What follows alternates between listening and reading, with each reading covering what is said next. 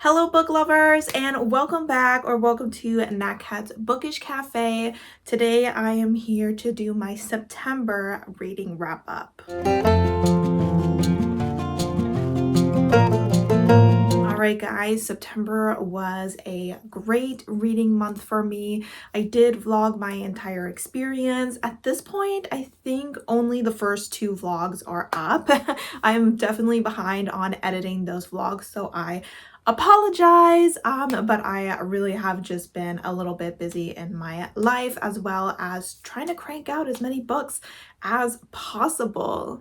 But before we get into the reviews and general stats for this month, I just wanted to let you know that I'm thinking about doing my end of month wrap-ups a little bit differently moving forward. This is something I've been considering for a little while, and I decided this month that we are just going to go for it and we will see how it works. I would love to know your guys' opinions on these changes down below. So I want to start by saying that I am stealing this idea from another YouTuber, and that is Beautiful Bookish Bethany. I've been following her for a while, and she does a mid-month check-in and then a overall monthly wrap-up similar to me, and I found that I really like the way that she does it, and so I'm gonna give it a try as well, and we will see how it works.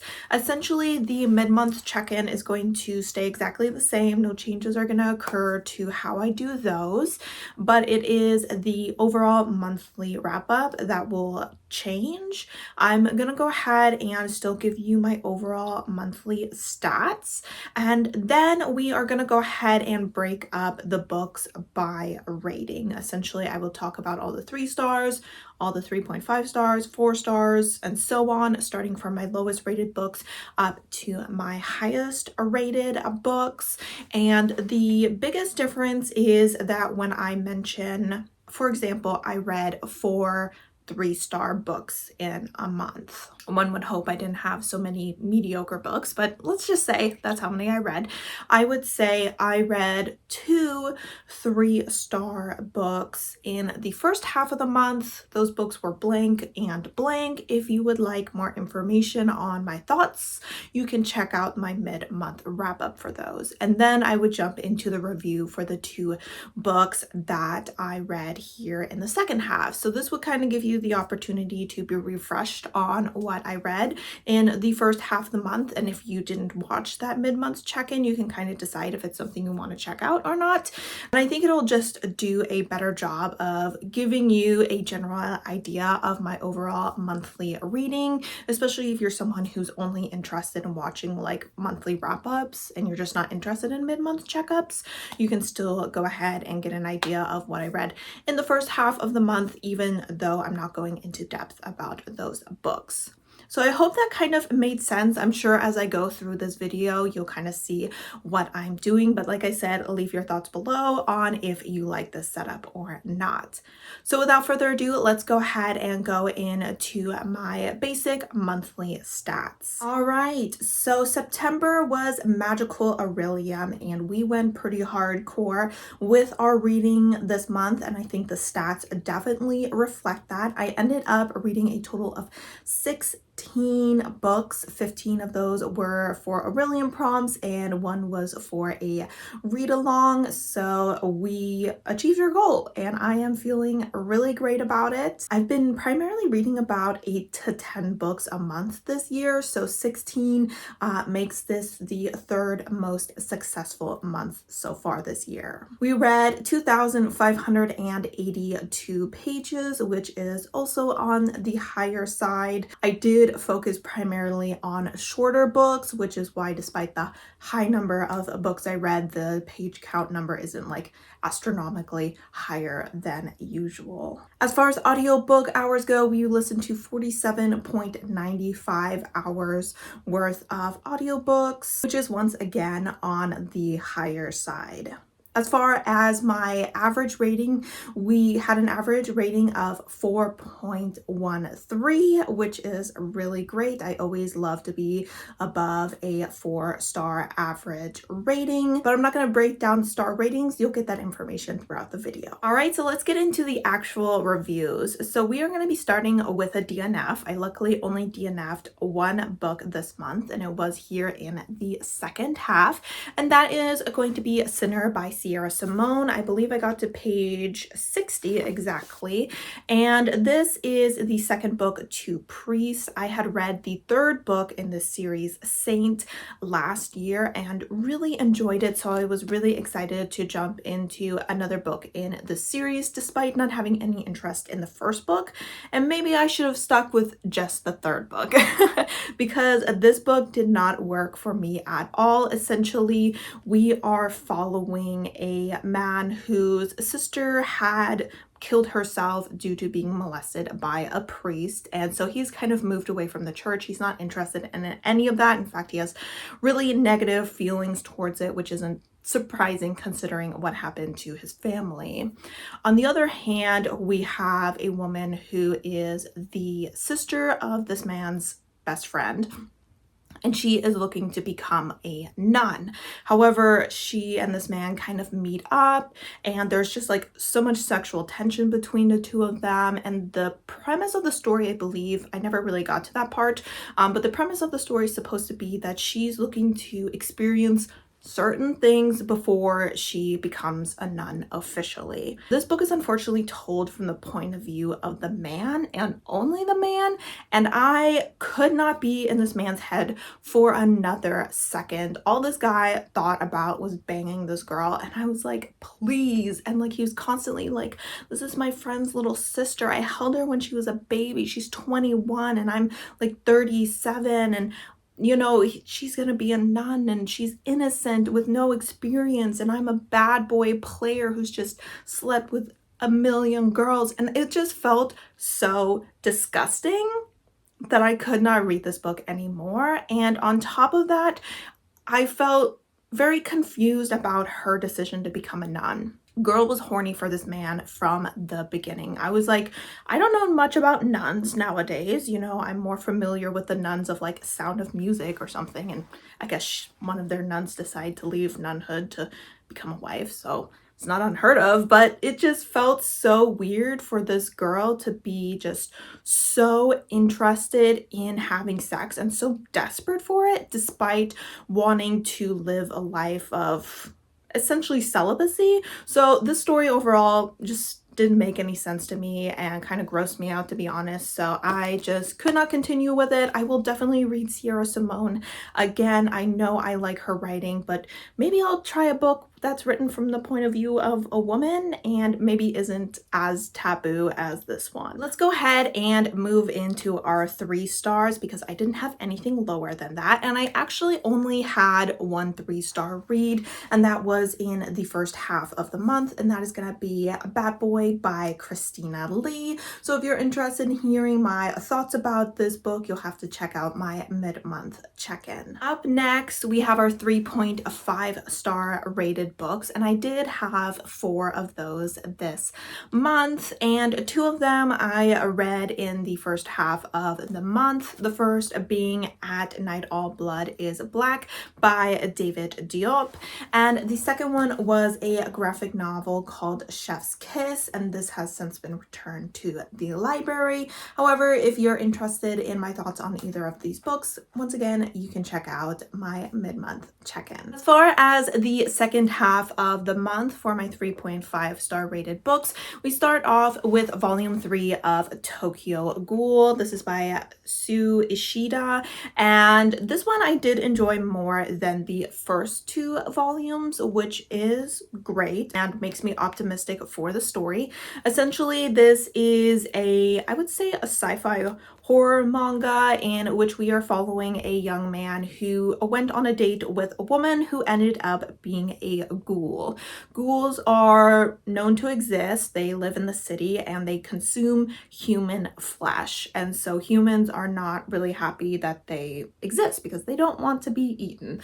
And unfortunately for this young man, his date tries to eat him, but fate intervenes and crushes her with a bridge. He is injured in all of this, and the doctor decides the only way to save him is to transplant some of her organs into him, hence turning him into a ghoul as well. And so he kind of needs to learn how to be a ghoul. He starts living at this cafe that is specifically dedicated to ghouls, and he starts to realize that things are not quite as black and white as the authorities make it out to seem, that ghouls are not 100% bad, and that sometimes innocent ghouls are being killed and humans fight against ghouls. And he has kind of taken it upon himself in this book, or this volume specifically, is when he kind of starts to realize that as a half ghoul, half human, he is in a great position to be able to figure out how ghouls and humans can live in harmony. So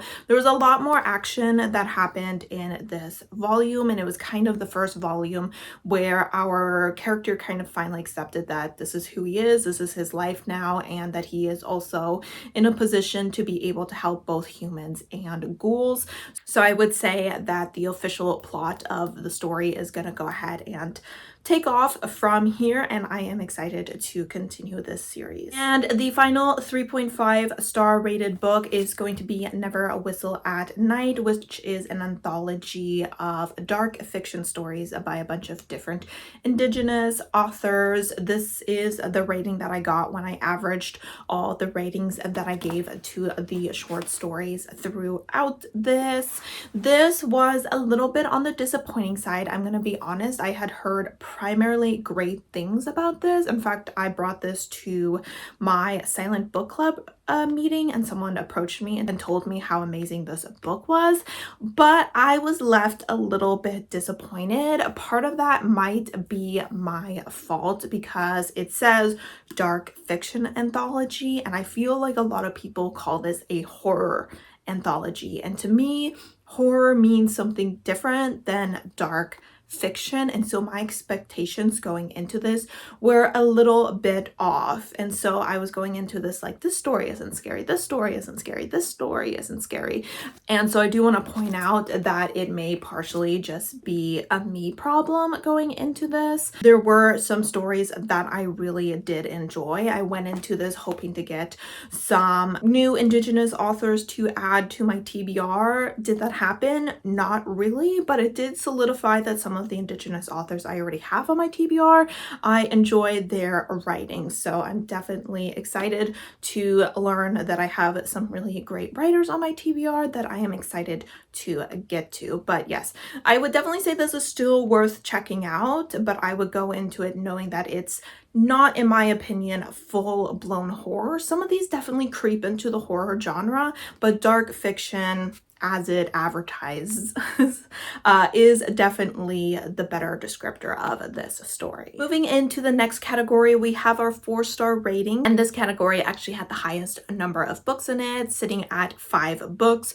Only one of these I read in the first half of the month, and that is going to be My Roommate is a Vampire by Jenna Levine. So if you want to hear my thoughts on that, once again, sending you to my mid-month check-in. As far as the books that I rated 4 stars here in the second half, we are going to start with the one book that wasn't on my Aurelium TBR. It was for the read-along, and that is going to be Good Girl, Bad Blood by Holly Jackson. This is the second book to A Good Girl's Guide to Murder. I gave A Good Girl's Guide to Murder 5 stars. Is it like a 5-5-5-star read? Maybe not. It was a reread for me. I had an enjoyable time. I was live, laugh, loving while I read it. This book, on the other hand, it was my first time ever experiencing it. And so I was definitely a little bit more critical of the mystery in it because I myself was paying closer attention and I guess at times was a little bit frustrated with things that the characters overlooked, or even like threads that the author decided not to pursue, even though I felt like it was a thread worth pursuing. And that's why it was a slightly lower rated book for me. So essentially this is all following shortly after the events of the first book, and Pip has created a podcast to talk about what happened in the first book. And one day one of her friends comes to her and says, "Hey, my brother is missing and I'm hoping you could use your platform to help me find him. She's reluctant to do this. Her mental health really suffered during the first investigation. Obviously, looking into a murder is not good on the brain, especially for a young teenager. But after she visits the police and they kind of let her know there's nothing they could do because this young man has a history of running away in the past and is not a minor, she decides that it is up to her and her friends to figure out what happened. So it's not too different from the first book. We have Pip finding clues and interviewing people and getting into situations that a young woman should not be getting into. I had a good time with the story. Overall, it is a fun story. Sometimes I felt like the characters felt a little bit more immature than they did in the first book, which I felt like was a little odd. I felt like it felt even more YA than the first story, so I had trouble connecting to the characters a little bit more, me being an older woman myself. But overall, a fun time, and definitely am looking forward to reading the third and final book in this series, and of course looking forward to the live show to see what everyone else thought of this story. The next 4-star read was also a audiobook, and this was Keep This to Yourself by Tom Ryan. This is another young adult mystery story, kind of similar to Good Girl Bad Blood, I guess. And in this book we are following a young queer man who has just graduated high school. Senior year was really rough because the year before a serial killer had kind of blown through their town, leaving 4 dead bodies in their wake, including the body of Connor, Mac's best friend. One day, however, Mac is looking through some comics that his friend had actually dropped off the day before he died and realizes that there is a note from Connor in there asking him to meet him at the caves where Connor died. Mac kind of starts to realize that Connor may have actually been looking into the killer and figured out who it was and had confronted him alone, leading to his death. Driven by both guilt and curiosity about what actually happened, our character starts to investigate to see if maybe the serial killer wasn't just a drifter coming through town, but was actually a local. Along the way, he starts to work with Quill, who was the cousin of one of the other victims of the serial killer. There is a little bit of a romance between the two of them, but it definitely is in the backdrop. The mystery of the story is definitely the main point of it, and I really enjoyed this story. I thought that it was well written. I thought that it was a bit more realistic than maybe Good Girl Bad Blood. Her character was a little bit more unsure about what the heck he was doing, which I think I would be unsure as well. But what really got me for this book was the ending of the story. I really enjoyed the twist that it took. I thought that it was a fresh and interesting turn of events, so it's definitely a mystery worth checking out. The next 4-star is going to be Desperate Measures by Katie Roberts. This is her first book in the Wicked Villains series. Essentially, these are retellings, or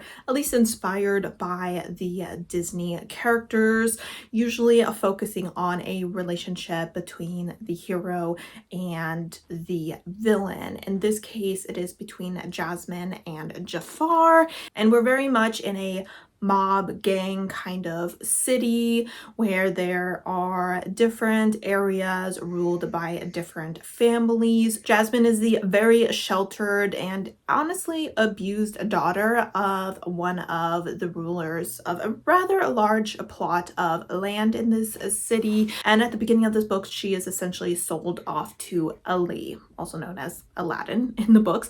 And Aladdin is not a good person in this book. He's not the hero. He's actually kind of a psychopath based off the ways that he was described.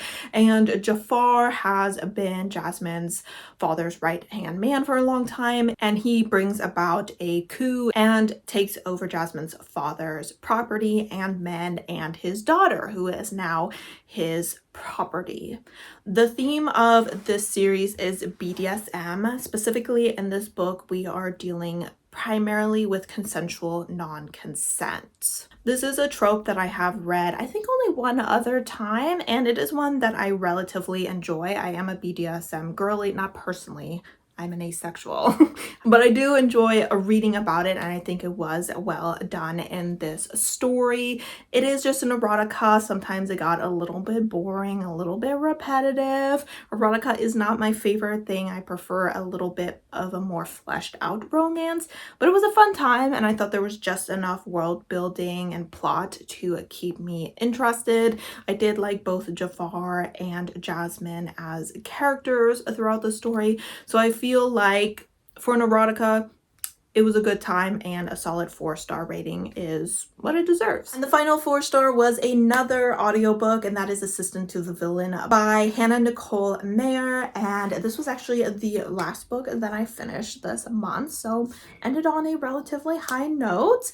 And this is the first book in, I think, what's going to be a trilogy, and essentially it is kind of a twist on a fantasy romance. Instead of, you know, the hero falling for the princess, we have a young woman who is falling for the villain. Essentially, we're following a young woman by the name of Sage, and she's kind of the sole provider for her family. Her sister's still very young and in school, and her father has been ill for a few years, sick with this magical illness that kind of randomly affects people throughout the kingdom, and unfortunately does not have a cure. And one day she loses her job, or leaves her job for a very good reason, as you find out, and she's kind of bemoaning her life as she is walking through the forest, and she ends up coming across the villain, who seems to be in a bit of a precarious situation, and somehow it works out that the two of them escape the situation together, and he offers her a position at his villain company as his personal assistant. And she's like, you know what, I'm strapped for cash, so let's do it. I would say this book, you have to go in for a silly, goofy time, and if you do, you're gonna have a good time. I think the characters are really fun. I think that what happens plot-wise throughout the story is really entertaining. I think that the gradual development of the relationship between our characters is fun and entertaining to watch.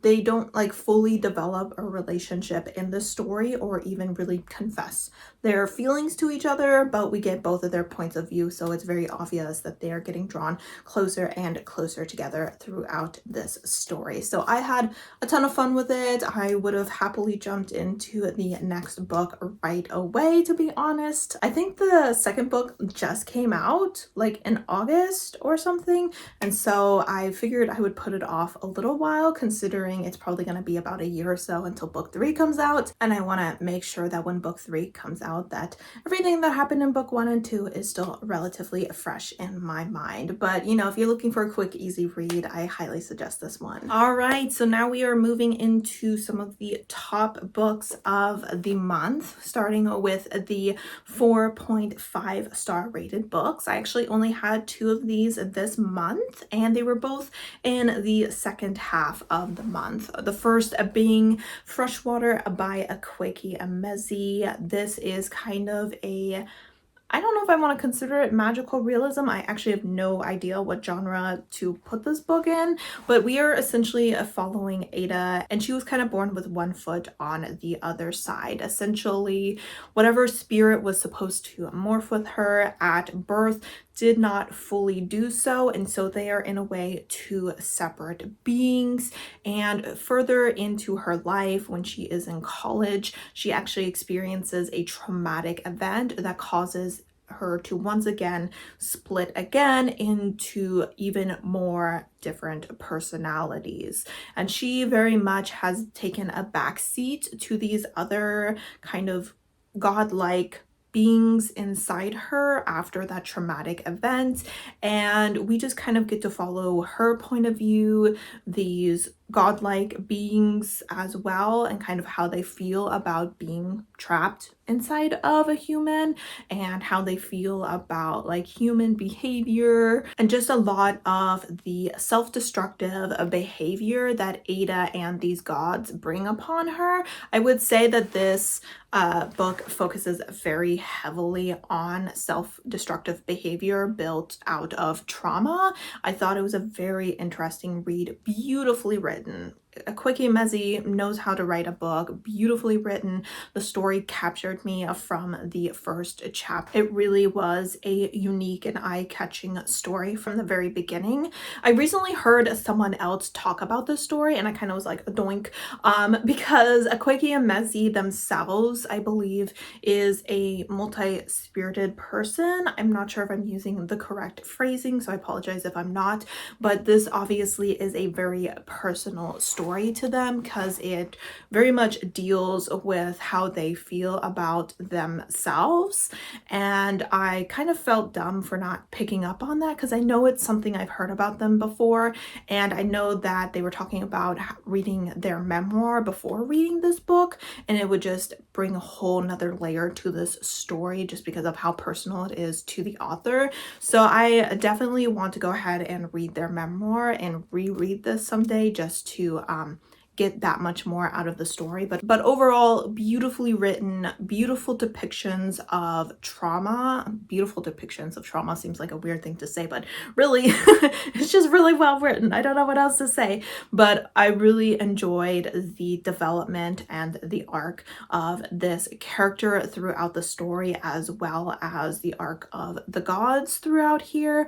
There were also some mentions of a Christ-like figure, though he has like a different name in this book, and I felt like his contribution to the story was really thought-provoking as well. So overall, a beautiful, thoughtful story, definitely worth checking out. I love Akwaeke Emezi, and I'm looking forward to reading more of their work. The second book I gave 4.5 stars is going to be Withered and Searing by TJ Klune. This is the book that went ahead and replaced Sinner for my Aurelium TBR, and boy, am I so glad that I decided to read this book. I have been chomping at the bit to pick up this series for quite a while, but I just have like never gotten it onto my TBR. So when I saw an opportunity, I took it. So this is one of his older books, and I have to admit, oftentimes I do better with his older works than his newer stuff, and this seems to be one of his darker works as well, in which we are following a man named Cavallo, sorry, I said his name weird, Cavallo, and he has been living isolated in kind of a prison for many a year. It is post-apocalyptic America. America and the rest of the world has been wiped out by nuclear warfare. This happened about 100 years before the start of this story, and Cavallo has experienced a lot of trauma in his life. His wife and child died at some point, and so he decided he just really didn't want to be around people unless he absolutely had to. So one day he's out hunting with his dog, Bad Dog, who is one of the few people or beings in his life at the prison. He also is friends with a robot that is slowly but surely losing its sanity, named Sirs, I believe. And one day he and Bad Dog are hunting, and their deer that they shot kind of crosses this road that people do not cross, because once you cross that road, you are entering into the Deadlands, I believe they're called, which have higher rates of radiation and also are home to the Dead Rabbits, a cannibalistic group of psychos, I guess you could say. And our character decides that this deer is worth it for them to cross. However, things don't work out very well when he comes across one of these dead rabbits. He and this dead rabbit tussle.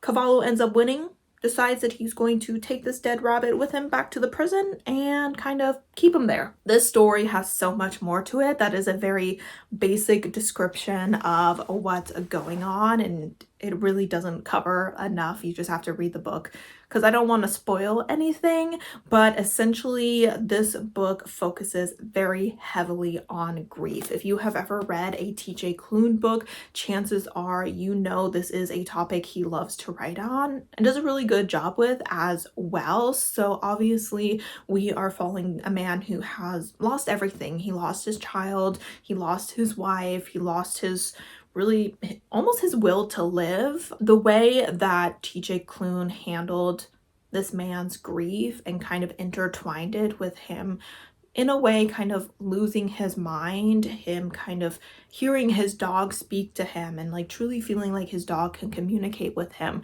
him hearing bees in his head, and those bees every once in a while, the buzz receding to kind of focus on a singular voice from his past, someone who is dead and gone, was just so well done. Like, I truly think that this is one of the best written stories that TJ Klune has ever done, that I've ever read, and I've read quite a few of them, so that's saying quite a bit. I really enjoyed the relationship that Cavallo had with Bad Dog. Honestly, if anything bad happens to Bad Dog, like throughout this series, it's just a duology, but I will be rioting in the streets, just to let you know. I also really thought that his relationship with this dead rabbit was really interesting. This dead rabbit seems to be in the center of something.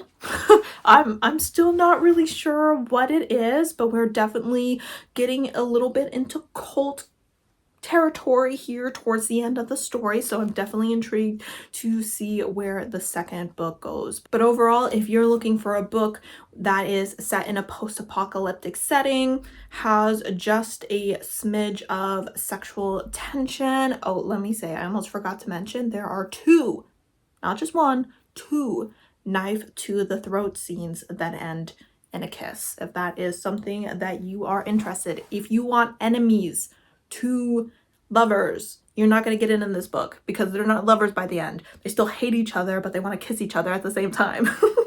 So this is excellent for the potentially they'll be lovers someday. I don't know, maybe they'll kill each other in the end. I don't know what's going to happen, but that relationship is very intense and very intriguing. Writing is beautiful.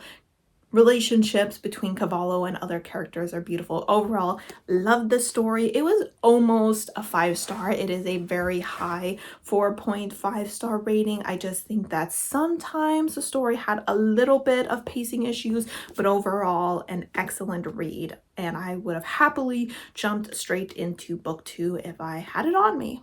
But I don't, unfortunately. All right, guys, we are getting into the creme a la creme, I don't know if I said that correctly, of the books. We are getting into the 5-star ratings. 3 of them were from the first half of the month, so if you want to hear about these, you'll have to check out my mid-month check-in. And that is going to be A Phoenix Unbound by Grace Draven, The Traveling Cat Chronicles by Hiro Arakawa, and A Single Bright Candles Flame, episode 9 of the Criminal Intention series by Cole McCade. The only 5-star I gave in the second half of the month was a reread for me. It was a 5-star the first time around. It is a 5-star this time, and that is The Alchemist by Paulo Coelho. I probably say his name wrong every time. I apologize. This essentially is a story in which we are following a shepherd, and he has essentially been given a purpose by the universe, and this is to find a treasure buried at the Egyptian pyramids. So he leaves his life as a shepherd to travel to Africa to find his treasure. It takes him a long time to get there, but he does not give up, and he meets a lot of interesting people along the way and learns a lot of valuable lessons. I love this story so much. I really think that this story could be for just about anyone during any point in their life. It does have some heavy religious themes within him.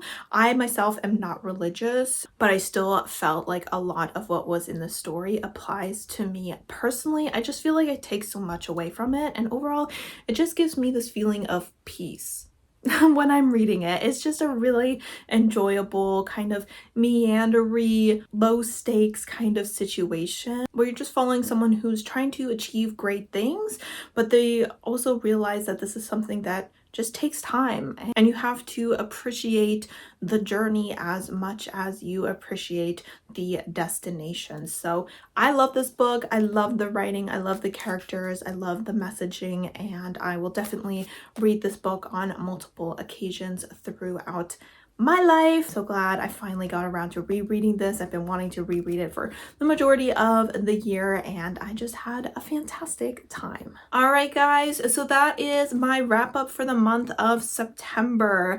I would say my least favorite book of the month, other than my very disappointing DNF, was Bat Boy, which was the only 3-star rated book. And my favorite book of the month was The Traveling Cat Chronicles by Hiro Arakawa. I love this book. You might see like a little empty space right there.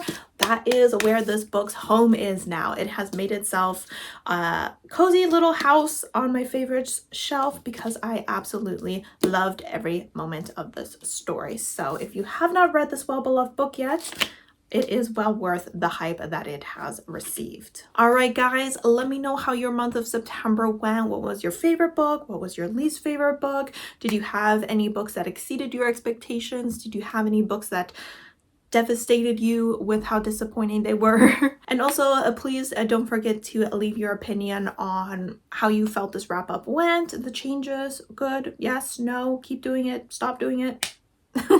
I am here to please. As always, guys, thank you so much for supporting my channel by watching my videos, and I hope to see you next time. Bye!